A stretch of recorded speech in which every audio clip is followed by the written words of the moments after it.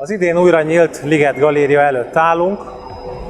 Éppen Januskó Klaudia Her Body Himself című kiállításon látható invitáló kések a kirakatban.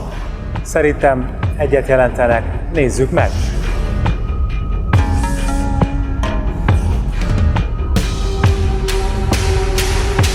A Klaudia nagyon tudatosan ütközteti a hagyományosan férfias és nőies formavilágokat, anyagokat. Egyfajta ilyen cyberfeminista nézőpontból vizsgálja a videójáték kultúrában a női szerepek és a női karakterek megjelenítését. Élesen reflektál arra, hogy a videójátékok nagy részét férfiak tervezik férfiaknak, és a legtöbb női karakter ilyen hiperszexualizált amazon.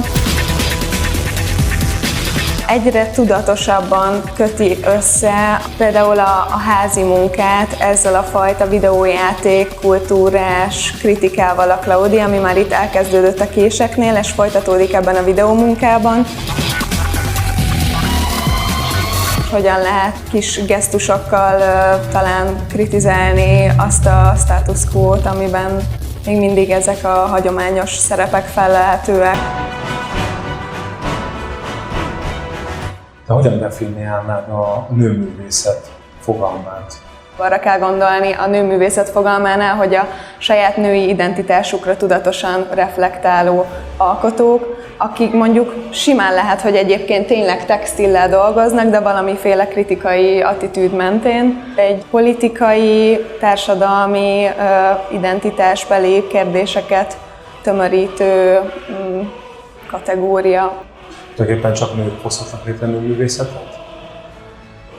Ez egy nagyon jó kérdés, és ezen sokat szoktam gondolkodni, hogy a különböző identitásokra kinek lehetséges reflektálnia, kinek lehetséges hozzányúlni a bizonyos témákhoz. Tehát én azt gondolom, hogy nem szabad így lehatárolni, hogy kinek miről szabad beszélnie, amíg ezt empatikusan teszi. Szerintem lehet például egy férfi művész feminista.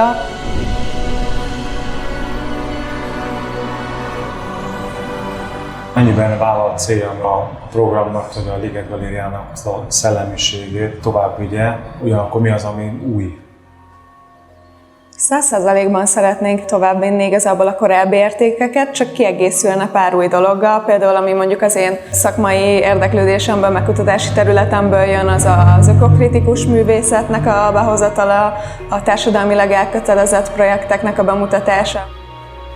Tehát a társadalmilag elkötelezett művészet szempontjából mik vannak azok a társadalmi agendák, amiket a művészetükön keresztül próbálnak vinni?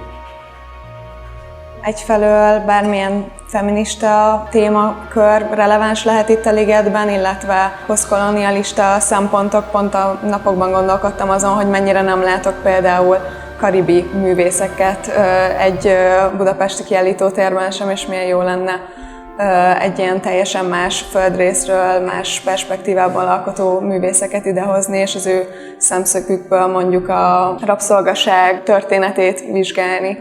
És szerintem mindig úgy van értelme behozni egy adott kontextust, hogyha reflektálunk arra, hogy annak itthon milyen relevanciája van.